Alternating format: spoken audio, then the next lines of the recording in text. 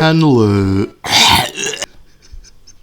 I was speaking and then like a bubble was inside that was the worst thing I think I've ever experienced. Anyways, the 5.1 banners have been data mined by very reliable leakers, and I was kind of expecting Xilonen changes to come out yesterday, but she remains unchanged, and I wanted to post something, so here we are. As standard, even though it's from a credible source, all leaks are subject to change, and if they do, I'll be updating you in the comments or I'll just make a follow-up video. The characters announced for the banners are Chiori and Xilonen in the first half, then Hu Tao and Nahida in the second half. Risley? Who the fuck is that? Shenhe? We have had 2 Hoyoverse games release before she's had her last rerun. Hoyo does not give a fuck about her. Now let's talk about how valuable all the characters are as well as the weapons, but before we do that, as always, if at any point during the video you're entertained or informed, make sure to drop a like and even consider subscribing, as I talk on various topics regarding Genshin's meta and I'll try to keep you updated. And with that, let's begin, starting with Chiori. Chiori thankfully is a simple character. All she does is all-field damage and some of the highest in the game when there are 2 constructs present. Even solo construct Chiori is still dishing out more damage than the likes of Albedo. A lot of people don't hold Chiori in high regard due to the fact that she offers no buffs to your team, on top of the fact that she needs a niche of geo constructs to shine. So in order for your teams to feel great with her, you not only need to invest into her equally as you would your main carry, but you also need to find a way to slot in geo constructs, which pre-Natlin was only easily achievable with Zhongli or Albedo,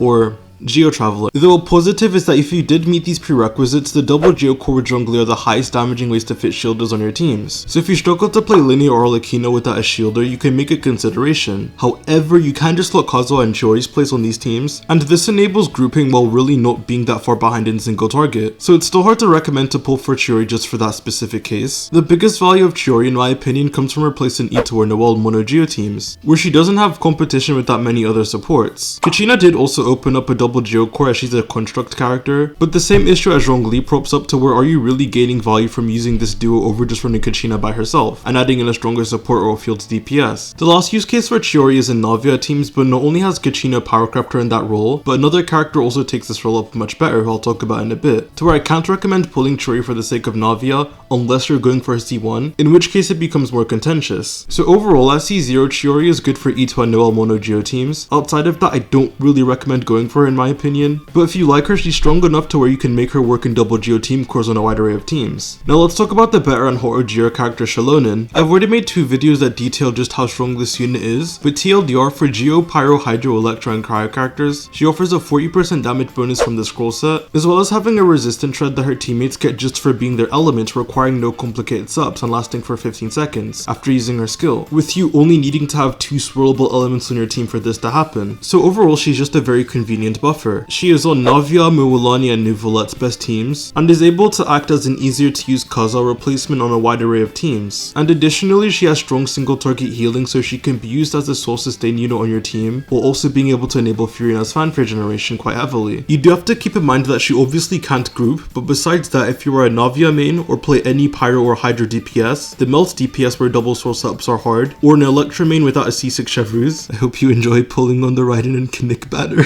then you can do no wrong by pulling Xilonen. She's one of the most valuable units in the game, especially if your account doesn't own Kaza yet, and most of her strengths are self-explanatory, or you can just watch my 2 previous videos. So I am now going to move over to talk about the phase 2 units, starting with Hu Tao. Compared to every other character here, Hu Tao is technically the least valuable as she's an on-field DPS, and all-field units tend to generally have higher value, unless your name is Siege. Despite this, Hu Tao still manages to have a variety of top meta teams, whether that is her double Hydro setups with Jean, Shanyan, or Xilonen, or any other healer really, and there are also her VV Vape setups, which are harder to play but are the best ways to maximize her personal damage. Compared to the big 3 Pyro DPS, Hu Tao has the least flexibility as both Arlecchino and Linny pretty much just need Bennett, and there are a lot more things you can open up from there due to their raw damage being higher and not needing to vaporize, which is why Chiori, Emily, and Kachina and so on are more recommendable for them. It is really hard to state the value of DPS units as they are just DPS. Even if some are better than others, at the end of the day, as long as you have the right teammates, in most situations, most of the better DPS units all perform similarly, to where it doesn't really matter what you pick as long as you're willing to learn them. And for Hu Tao, in order for her to compete at high levels, you're going to have to learn her cancels, whether that's her jump ones at C0 or her dash cancels at C1. So if you feel like you're lacking a DPS and are willing to learn her cancels as well as investing into her by picking up Furina and a 5-star healer, you are never really going to be disappointed by by her, but if you want a pyro DPS that is more flexible and takes less brain power to play, then I'd just wait for Arlecchino, or just pull another DPS in general. Now let's talk about the Dendro Shuttlecock. Nahida is by far the best Dendro unit in the game, able to apply the most frequent amount of the element with effectively infinite AoE, as she just needs to mark enemies. The only issue with this is that it only works in multi-wave, but that only tends to be a problem for really long on-field time characters, so it isn't a massive deal. If you have any of the characters I'm about to list or want to get them and take them to the next level, then Nahida is close to must pull for you. So if you have Alhaitham, Nilou, Cyno, Chlorinde, Asterisk, and besides those characters, you can choose to on-field Nahida and Hyperbloom, which is a very easy to play team, and they can be played like this. Going back, Nahida's value for Alhaitham stems from the fact that she helps to maintain his spread aura and quick bloom teams, so that Hydra doesn't overtake very often. And then in general, she batteries him and also gives him a share of EM, increasing his damage further. For the King of Sin, Cyno, she's pretty much the only Dendro character that can last long enough in his teams while also doubling as a support to buff him, as well as again helping to maintain quicken through constantly refreshing Dendro. Same case for Chlorinde, where she's the only quicken carry that can consistently remove sustain units from her teams due to the fact that she self-heals, so Nahida works on both her quicken and quick bloom teams. But Chlorinde has other archetypes like Chevreuse and EC, so where Nahida isn't a must for her but still one of her best teammates. You can also consider her if you want easy forward vape setups with Mualani or Nuvolette, with Dendro acting as a barrier to stop enemies from having a Hydra aura applied. She can also be used similarly in Melt teams as well,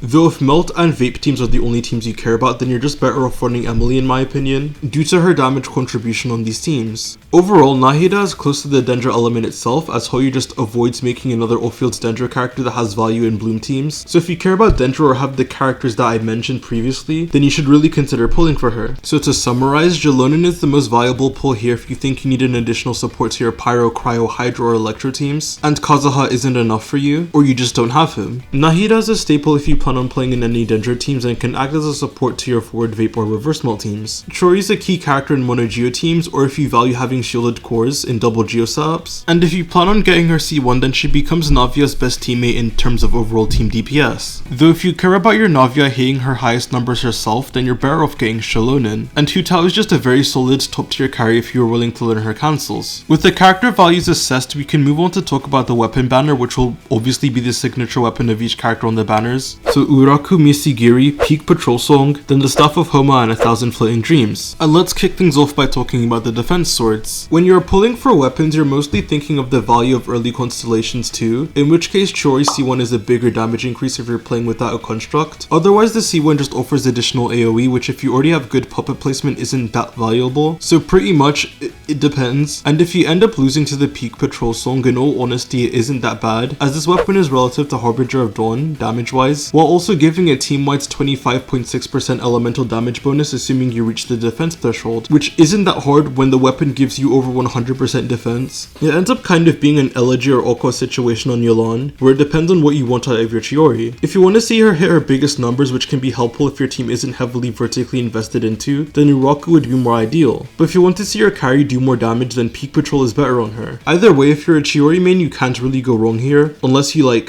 get the standard weapon, I don't know. If you are a Xilonen main though, of course her weapon is amazing as it just allows her to amplify team damage further. I made a whole video talking about how good her weapon and early constellations are, go check it out for a more in-depth look. You are not really using it for a damage increase, it just broadens her supportive capabilities. And for value outside these two characters, both of these weapons don't really do anything for a lot of the other sword characters, especially Uraku. Peak Patrol can potentially be used on supportive sword characters if you want to blunt force on your team. Keep in mind though that no other sword character scales with defense, so it's going to have anti-synergy with their kits most likely, and unless you also use a defense main stat on them, you aren't going to be maxing out the buff either. Now for the Homa and Dreams banner, first I guess we can talk about the C1 versus Homa comparison on Hu Tao. Both of them are about the same damage increase, C1 allowing you to get one more charge attack in, while Homa is just a strong weapon. She does now have a plunge playstyle, which makes it so that if you want to use those teams, then C1 does nothing for you. Another thing people don't realize is that Hu Tao C1 is technically harder to play as it requires more actions, but due to things like stamina management, it does end up being more convenient regardless. Staff of Homa also has its downsides. Now with the abundance of Furina teams, you're losing out on some of the passive if you want to play a healer, and with the addition of Fords at high refines, that can beat out Homa without its passive up. So if you have a Fords or some other weapon like the Staff of Scarlet Sands, then you don't have to worry about pulling Homa. The upsides for the weapon is that it's a very good weapon outside of Hu Tao teams, so if you ever decide to just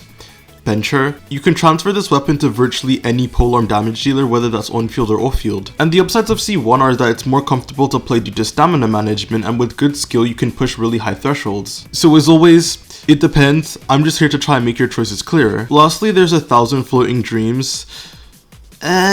For Nahida specifically, it's odd because it's a buff to her damage mostly, but Nahida doesn't really do that much damage unless it's multi-target scenarios. And on a supportive basis, it gives a team-wide 40 EM, well, it's technically more since it contributes to her A. Anyways, if you were already running a high EM weapon like Sacrificial Fragments and then upgrade to this, for a buff it's less than a 5% increase, even with 2 gender units on the team, which I personally don't really think is worth it, and I think you're better off just grinding more and trying to get her C2 instead. If you end up losing to this weapon, it has other applications for DPS units like Yonfei and Muolani, who deal a lot of reaction damage, and it's typically better than their other Gotcha 4-star options besides the high refined Widzith. And in Muolani's case, it's about equal to a Sacrificial Jade R1. Overall, I just wouldn't consider this weapon, but at least it's Nahida's best weapon if you care about that. In conclusion, the first banner is good if you're a Chiori main or want to gamble for the defense sword, and with the weapon banner changes and only needing 1 fate point, weapon banners are technically cheaper than character banners due to the lower pity. So yeah, and for Xilonen, the sword is better than getting her C1 for early vertical investment. Then the second set of weapon banners I'd only recommend if you're a Hu Tao main that is using a 4-star weapon that isn't valid. And with that, thank you guys so much for watching. If you enjoyed the video, make sure to like, subscribe, and comment what your poll plans are for 5.1, as I'd love to hear it and I respond to almost every single comment. Thanks again for watching, and I'll see you guys on the flip side. Peace.